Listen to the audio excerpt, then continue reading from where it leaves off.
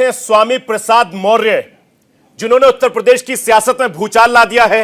योगी सरकार में पहले ऐसे मंत्री थे जिन्होंने इस्तीफा दिया और उसके बाद इस्तीफों की लहर लग गई। स्वामी जी, बहुत बहुत स्वागत है आपका न्यूज इंडिया में।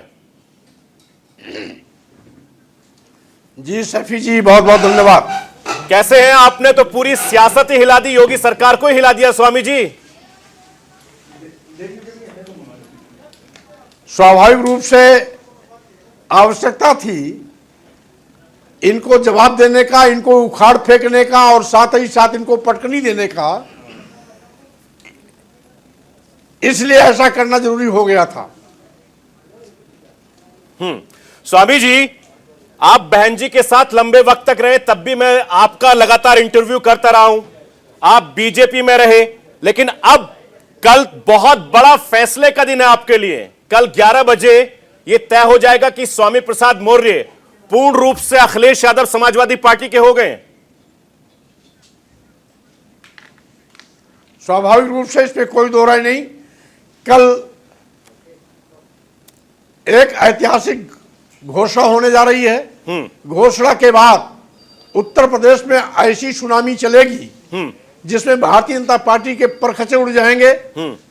उत्तर प्रदेश की तस्वीर बदल जाएगी, नई सरकार की नींव पड़ जाएगी और उत्तर प्रदेश को शोषण से मुक्त कराने के लिए कल की जो घोषणा है वो एक मील का पत्थर साबित होगी। स्वामी जी, आप बहुत ईमानदारी और बेबाकी से बात करते हैं। अपने शब्दों को जिस तरीके से बहुत लंबे वक्त से मैं देखता आ रहा हूं, लेकिन आप ये कह रहे हैं कि कल आप 11 बजे समाजवादी पार्टी के हो जाएंगे। स्वाभाविक रूप से जब हमें कोई बड़ी लाइन खींचनी होती है जी, तो छोटी छोटी चीजों को छोड़ना पड़ता है। आज भारतीय जनता पार्टी पूरे देश और प्रदेश के लिए संकट बन गया है। अजगर की तरह यह उत्तर प्रदेश को निगल रही है, उत्तर प्रदेश की आर्थिक व्यवस्था को चरमरा रही है। साथ ही साथ भारतीय जनता पार्टी की नजर में केवल अदानी और अंबानी हैं। यहां पर छोटा व्यापारी मर रहा है, किसान बेचारा हो गया है, अनुसूचित जाति जनजाति और पिछड़े वर्गों का आरक्षण का हक मारा जा रहा है, बेरोजगार नौजवान ठगा जा रहा है और उत्तर प्रदेश इनके शोषण से मुक्ति के लिए छटपटा रहा है। इसलिए उत्तर प्रदेश की जनता के सम्मान में मैंने यह फैसला किया है और कल के फैसले के बाद उत्तर प्रदेश की सुनामी में भारतीय जनता पार्टी डूबती नजर आएगी, कहीं अता पता नहीं रहेगा। ये तो हमने तब भी देखा जब बहन जी के साथ आप लंबे वक्त तक रहे। जब उनका साथ आपने छोड़ा तो आज बहुजन समाज पार्टी कहां है, बहन कुमारी मायावती कहां है, किसी को नहीं मालूम है। क्या यही हाल आपने इनका भी करने की प्लानिंग की है, जिस हिसाब से हम देख रहे हैं एक के बाद एक इस्तीफे? स्वाभाविक रूप से भारतीय जनता पार्टी की वही दुर्दशा और बदहाली होने जा रही है और साथ ही साथ जो इनकी पुरानी हैसियत थी 2017 के पहले 45 विधायकों का, उसी 45 विधायकों के इर्द गिर्द में ला करके हम इनको खड़ा करेंगे। लेकिन ऐसी क्या नाराजगी हो गई स्वामी जी? सब कुछ तो ठीक ठाक चल रहा था। वो 5 साल के जनादेश के सम्मान में मंत्रिमंडलीय सामूहिक जिम्मेदारी का निर्वहन मंत्री के रूप में कर रहा था जी। चूंकि मंत्री था, मैं सड़क पर जनता के बीच में बयानबाजी नहीं कर सकता था। कैबिनेट में और राष्ट्रीय नेतृत्व के सामने हम आपत्ति दर्ज कराते रहे, जन विरोधियों नीति के खिलाफ नेताओं को भी अवगत कराते रहे, कैबिनेट में भी उठाते रहे।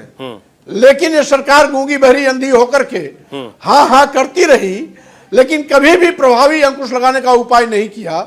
नतीजा हुआ कि जब नया जनादेश पाए जाने की बारी आई तो मैंने सोचा कि इससे ज्यादा अच्छा अवसर और दूसरा नहीं होगा। जब इनको उत्तर प्रदेश से बाहर खदेड़ने का मौका मिल रहा है तो इस मौके पर 2022 विधानसभा चुनाव के बाद जो परिणाम आवे उसमें इनका सुपड़ा साफ हो जाए, खटिया खड़ी बिस्तर गोल हो जाए, पुरानी हैसियत पर पहुंच जाए, 40-45 विधायक में सिमट जाए, ये सारी चाक चौबंद व्यवस्था करके हम पूरी तैयारी के साथ और पूरी रणनीति के साथ हम अपने कदम उठाए हैं। और स्वाभाविक रूप से हमारे जब भी कोई ऐतिहासिक परिवर्तन, ऐतिहासिक आंदोलन, ऐतिहासिक निर्णय हुआ है, ऐतिहासिक निर्णय ने उत्तर प्रदेश की तस्वीर बदली है, आगे भी उत्तर प्रदेश की तस्वीर बदलेगी। बिल्कुल। और स्वामी जी, मुझे याद है कि जब आप मायावती के साथ थे तो जमीन स्तर पर आपने बहुत काम किया, एक बार नहीं, दो बार नहीं, आपने कई बार मायावती को मुख्यमंत्री बनवाया। योगी साहब के साथ भी आपने ऐसे ही किया, उनकी भी बड़ी मेहनत की। अब क्या अखिलेश यादव की बारी है? स्वाभाविक रूप से हम कुल मिलाकर के विचारों के साथ, सम्मान और स्वाभिमान के साथ, क्योंकि जिस बड़े वर्ग की हम राजनीति करते हैं, दलित और पिछड़ा, जब भी इसके साथ अन्याय जनजाति होता है, स्वाभाविक रूप से हम उसके खिलाफ खड़े हो जाते हैं। बहन मायावती जी के साथ बड़ी ईमानदारी से मैं था, बिल्कुल, पूरी जिंदगी उनके साथ रहने का मेरा संकल्प भी था, बिल्कुल। लेकिन जब बहन मायावती जी बाबा साहब डॉक्टर अंबेडकर के मिशन से हट गई, मानवर कांशीराम के सामाजिक परिवर्तन आंदोलन से विचलित हो गई, दलित और पिछड़े के एजेंडे से हट करके थैली के एजेंडे पे आके खड़ी हो गई, तो मैंने उसका विरोध किया, समझाया भी, पुरानी पट्टी पर लाने का प्रयास भी किया। लेकिन जब वो नहीं मानी तो हमने साथ छोड़ा। और उस समय चूंकि मोदी जी ने सार्वजनिक रूप से देशवासियों के सामने कहा था कि लोग हमको नीच इसलिए कहते हैं कि हम पिछड़ी समाज में पैदा हुए हैं, मैंने सोचा कि मोदी जैसा इतना बड़ा नेता जब पिछड़ों की दुहाई दे रहा है तो इसका मतलब है पिछड़ों का दर्द लेकर के ये राजनीति में आगे नेतृत्व करेंगे। और इस चक्कर में हम आगे भाजपा में आ गए। हमने देखा कि भारतीय जनता पार्टी का कथनी और करनी में जमीन आसमान का अंतर है। मुंह में राम बगल में छुरी, कहते कुछ है करते कुछ है। अब इन्होंने किया क्या? अभी अनुसूचित जाति, जनजाति और पिछड़े वर्गों के आरक्षित जगहों पर सामान्य वर्ग के लोगों की तैनाती करना शुरू कर दिया। 69,000 शिक्षकों की भर्ती में 19,000 आरक्षित पदों पर सामान्य वर्ग के लोगों को तैनाती कर दी। पूरे प्रदेश में जितने मेडिकल कॉलेज नए बने हैं वहां पर बिना विज्ञापन के, बिना आवेदन मांगे एक लाइन का प्रस्ताव लाए कि अनुसूचित जाति, जनजाति और पिछड़े वर्ग के अभ्यर्थी उपलब्ध नहीं है, इसलिए इनके स्थान पर सामान्य वर्ग से भर दिया जाए। हमने उसका कड़ा विरोध किया। मुख्यमंत्री हमारे विरोध से सहमति में जताए, लेकिन उस नियुक्ति को रोकने काम नहीं किए। इसका मतलब चोर चोर मोशरे भाई, ये सब मिली सांठगांठ है। इसलिए आपत्ति से सहमत होते हुए भी नियुक्ति नहीं रोके। नतीजा हुआ एक वर्ग विशेष के लोग सभी पदों पर बैठा दिए गए। हर साल 31 या 30 आईएएस चुने जा रहे हैं बिना लिखित परीक्षा के, इंटरव्यू के आधार पर। उन 30 चयनित आईएएस में एक भी शेड्यूल कास्ट का नहीं, एक भी शेड्यूल ट्राइब्स का नहीं, एक भी पिछड़े वर्ग का नहीं, वो भी सब ऊंची जात के। और साथ ही साथ आज आरक्षण व्यवस्था के माध्यम से जिन सरकारी संस्थानों में अनुसूचित जाति, जनजाति या आरक्षित वर्ग के पिछड़े वर्गों को नौकरी मिलती है, वो सारे सरकारी संस्थान बारी बारी से ये निजी क्षेत्रों में दे रहे हैं। जब जानते हैं कि निजी क्षेत्र में आरक्षण की व्यवस्था नहीं लागू हो पाएगी तो ये क्यों दे रहे हैं? इसलिए कि न रहेगी बांस न बजेगा बांसुरी, न रहेगी सरकारी संस्थान, न आरक्षण व्यवस्था लागू करने का मौका मिलेगा। यानी इनके आरक्षण को अजगर की तरह चट कर जाना चाहते हैं। और स्वाभाविक रूप से आज सरकार की गलत नीति और रवैये के चलते जब हर वर्ग परेशान है, किसान परेशान है, लोकतांत्रिक व्यवस्था में सालों साल लाखों की तादाद में किसान खुले आसमान के नीचे बैठा, सरकार का दिल नहीं पसीजा। लेकिन जब चुनाव की तिथि नजदीक आई, वोट खिसकने के डर सताने लगा, तो वोट बैंक बचाने के चक्कर में बिना किसानों से बात किए रातों रात इन्होंने किसान बिल वापस कर लिया। यानी किसान महत्वपूर्ण नहीं है, वोट महत्वपूर्ण है, वोट बैंक महत्वपूर्ण है। इसलिए चुनाव की चौखट पर आते ही इन्होंने किसान बिल भी वापस कर लिया।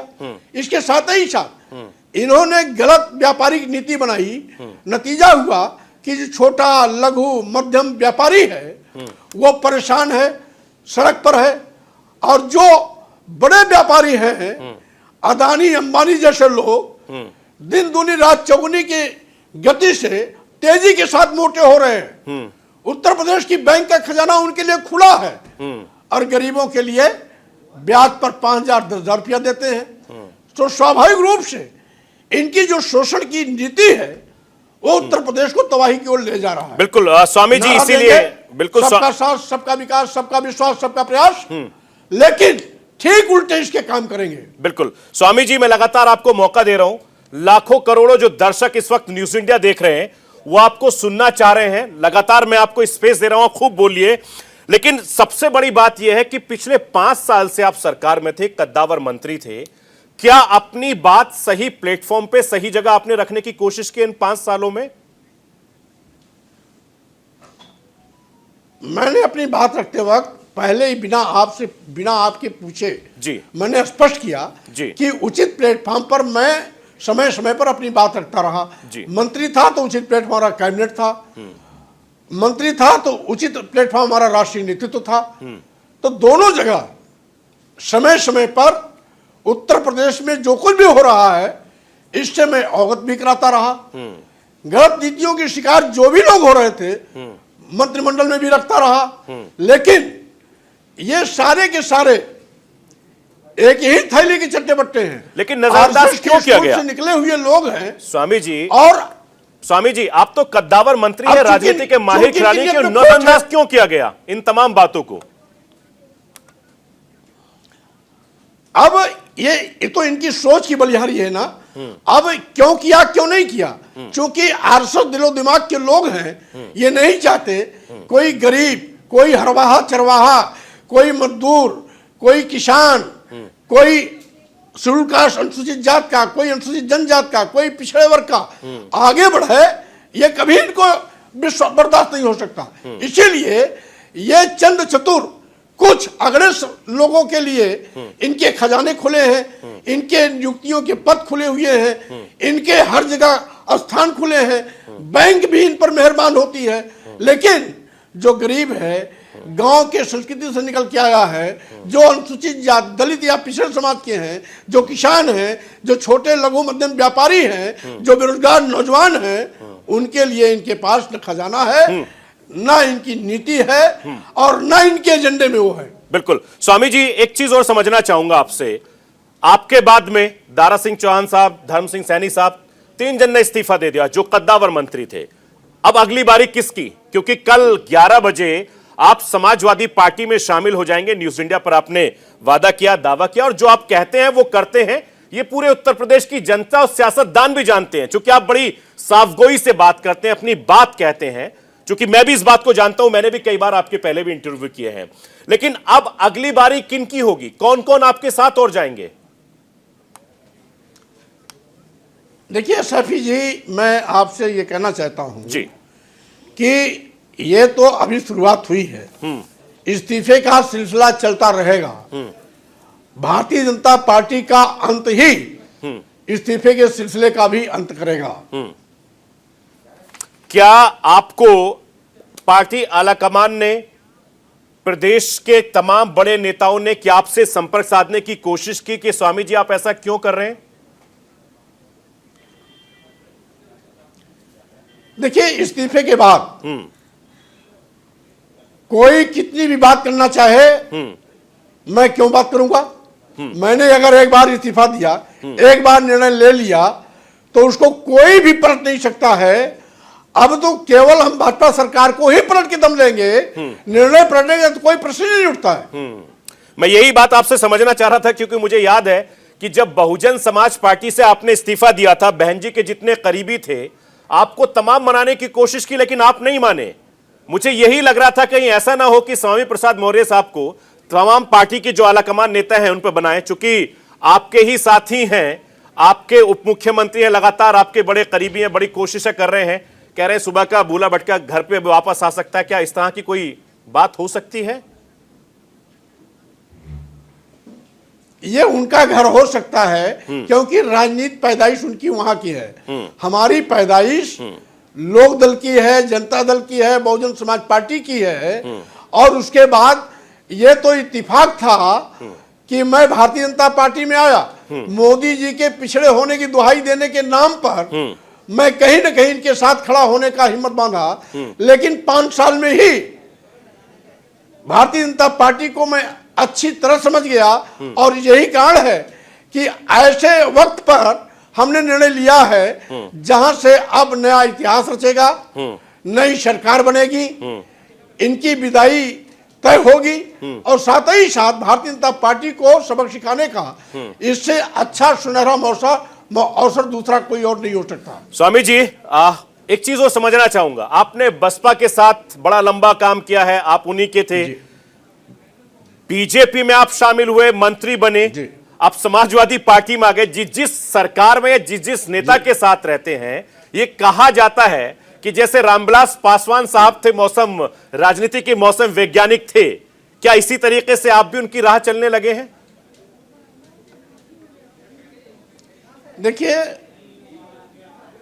ये है ऐसे लोग ये बात कहते हैं जो हमारे संघर्ष का जवाब नहीं दे सकते, जो हमारी बात का जवाब नहीं दे सकते, जो हमारे निर्णय से होने वाला इनका नुकसान उसकी भरपाई नहीं कर सकते। ये सब हाशिए पर रहने वाले लोग हैं जिनकी अपनी कोई हैसियत नहीं, कृपा पर और गणेश परिक्रमा से कुर्सी पाते हैं, जिनकी राजनीति गिने गिने चंद दिनों की है, वो हमको सलाह देंगे, वो हमें बताएंगे हम क्या हैं। उत्तर प्रदेश की जनता हमें जानती है क्या है। यही कारण है कि जब जब मौका आता है हमारे निर्णय लेने का, उत्तर प्रदेश की जनता हमारे साथ खड़ी हो जाती है। और स्वामी प्रसाद मौर्य अभी तक पार्टी नहीं बनाए हैं, लेकिन किसी भी पार्टी से ज्यादा जनाधार स्वामी प्रसाद मौर्य के साथ 24 घंटा रहता है। स्वामी प्रसाद जी, जैसे ही आपने कैबिनेट मंत्री पद से इस्तीफा दिया, पार्टी छोड़ी, आपके खिलाफ अरेस्ट वारंट जारी हो गया, उसको किस तरीके से देखते हैं आप? यह है अरेस्ट वारंट स्वामी प्रसाद मौर्य का नहीं है, बल्कि यह death warrant Bharatiya Janata party के लिए है। और एक नहीं, 1 दर्जन भी अरेस्ट वारंट जारी हो जाए तो स्वामी प्रसाद मौर्य जैसे नेता को न डरा सकते हैं न धमका सकते हैं, बल्कि और गुणात्मक ताकत से हम इन पर हमला करके, इनको छिन्न भिन्न करके, इनको तहस नहस कर देंगे, इनको खड़ा होने लायक नहीं रखेंगे और ऐसी पटकनी देंगे कि इनको छठी का दूध याद आएगा। अखिलेश यादव जी का ट्वीट मेरे सामने है, मैं देख रहा हूं। सामाजिक न्याय और समानता की लड़ाई लड़ने वाले लोकप्रिय नेता श्री स्वामी प्रसाद मौर्य जी एवं उनके साथ आने वाले अन्य सभी नेता कार्यकर्ता समर्थकों का समाजवादी पार्टी में ससम्मान हार्दिक स्वागत एवं अभिनंदन। ये अखिलेश यादव जी का ट्वीट है। कितने कैबिनेट मिनिस्टर और आ रहे हैं, कितने एमएलए आ रहे हैं, कितने कार्यकर्ता आ रहे हैं, थोड़ी सी जानकारी हमारे न्यूज इंडिया के दर्शकों को देखिए, क्योंकि लगातार हमें मैसेजेस मिल रहे हैं कि स्वामी जी से पूछिए। और नहीं, आपके चैनल से मैं ये सूचना जरूर देता जी, लेकिन मेरे इस्तीफे के बाद भारतीय जनता पार्टी कुंभकर्णी नींद से उसकी कुंभकर्णी नींद टूटी है। जो भारतीय जनता पार्टी के नेता विधायक और मंत्री से बात करना पसंद नहीं करते थे, आज मान मनोबल के लिए आरती उतार रहे हैं। 3-3, 4-4 नेता एक विधायक के चारों ओर घूम रहे हैं। तो स्वाभाविक रूप से अगर हम नाम बता देंगे, संख्या बता देंगे, तो इनकी घेराबंदी और तगड़ी हो जाएगी। भारतीय जनता पार्टी को हमें पटकना है, इसलिए हम अपने किसी भी दांव को, अपनी किसी भी चाल को, अपनी किसी भी नीति का खुलासा नहीं करेंगे। और सही मायने में जब भारतीय जनता पार्टी को हम विदा कर देंगे, तब हम बताएंगे कि हमारी नीति क्या थी, हमारी चाल क्या थी, और साथ ही साथ हमारे निर्णय का परिणाम क्या था। बिल्कुल स्वामी जी, ये लोग ये भी कह रहे हैं कि सर्वे में जिन लोगों के टिकट कट रहे थे वो लोग छोड़ के जा रहे हैं। सर्वे में तो अभी तक जो भी रिपोर्ट आई, स्वामी प्रसाद मौर्य अकेले जीतने वाले व्यक्ति जिस उस जिले में थे जहां से विधायक होते हैं, और इसलिए यह कहना इनका गलत है। अब खिसियानी बिल्ली खंभा नोचे। अब चूंकि इनके कमान से सब तीर निकल गए, स्वाभाविक रूप से उस तीर को रोक नहीं पाए। अब इनके ही तीर इनको घायल कर दिए। छटपटाहट में बेचारे अनाप शनाप बयानबाजी कर रहे हैं। अब उनको कुछ सूझ नहीं रहा क्या किया जाए, क्योंकि मैंने ऐसी पटकनी दी जिसकी उम्मीद उन्होंने सपने में कभी नहीं देखा था, सोचा था। बिल्कुल स्वामी जी, क्या माना जाए कि उत्तर प्रदेश की सियासत में पिछड़ा वर्ग, जनजातियों के लोग अब आगे आ गए हैं, ड्राइविंग सीट पे बैठने लगे हैं? स्वाभाविक रूप से सैफी जी, इसमें कोई दो राय नहीं। 54% पिछड़ा वर्ग है, 23%, 24% अनुसूचित जाति और जनजाति के लोग हैं। साथ ही साथ आज इतनी बड़ी संख्या में रहने वाले लोग के साथ में किसान हैं, मजदूर हैं, हमारे छोटे लघु मध्यम व्यापारी हैं। ये सब लामबंद हो रहे हैं, और ये मात्र भारतीय जनता पार्टी के जो पाप का घड़ा भर गया था, अब उसको फोड़ने का वक्त आ गया है। उत्तर प्रदेश को इनके चंगुल से निकालने का वक्त आ गया है। उत्तर प्रदेश से इनकी विदाई करने का वक्त आ गया है। इसलिए हम उसी रणनीति के तहत काम कर रहे हैं, आगे बढ़ रहे हैं। बिल्कुल। स्वामी जी, ये सांप नेवले वाली जो बात आपने कही है, थोड़ा सा जरा न्यूज इंडिया के दर्शकों को सगा दी। दरअसल ये है क्या कहा, क्योंकि लोग समझ नहीं पाए।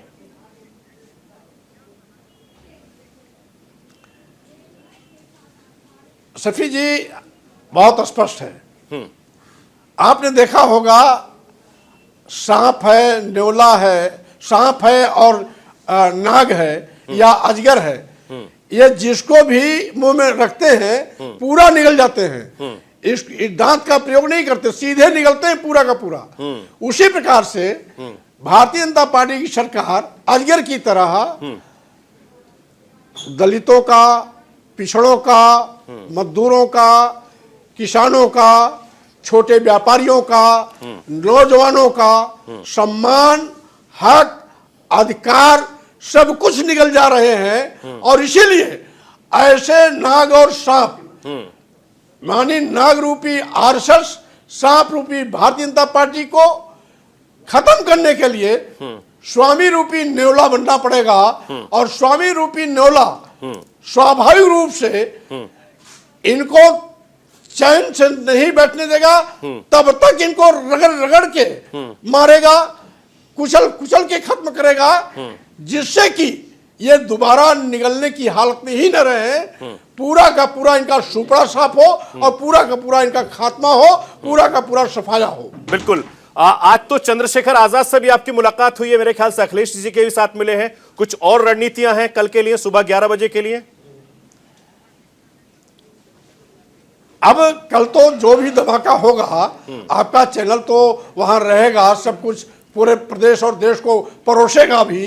इसलिए मैं तो आपको बहुत बहुत धन्यवाद देता हूं कि आपने हमारी बात को अपने चैनल के माध्यम से पूरे प्रदेश और देशवासियों को बताया है, पहुंचाया है। इसके लिए मैं आपको धन्यवाद देता हूं। बहुत बहुत शुक्रिया स्वामी प्रसाद मौर्य जी। आप इसी तरीके से बेबाकी से बात करते हैं, और यही अंदाज, यही चीज आपकी जनता पसंद करती है, नेता पसंद करते हैं। और उम्मीद करता हूं कि आप इसी बेबाकी से आगे भी अपनी सियासत करते रहेंगे। आपको भी बहुत बहुत शुभकामनाएं आपकी नई पारी के लिए। फिर मुलाकात होगी, आपसे बातचीत होगी। बहुत बहुत धन्यवाद स्वामी जी आपका। ओके। तो ये थे स्वामी प्रसाद मौर्य साहब, बहुजन समाज पार्टी में लंबे वक्त तक रहे हैं, मायावती के बेहद करीबी रहे हैं। सत्ता तक पहुंचाने में मायावती को बहुत बड़ा इनका हाथ रहा है। बीजेपी के लिए भी इन्होंने बहुत कोशिशें की हैं, बहुत मेहनतें की हैं।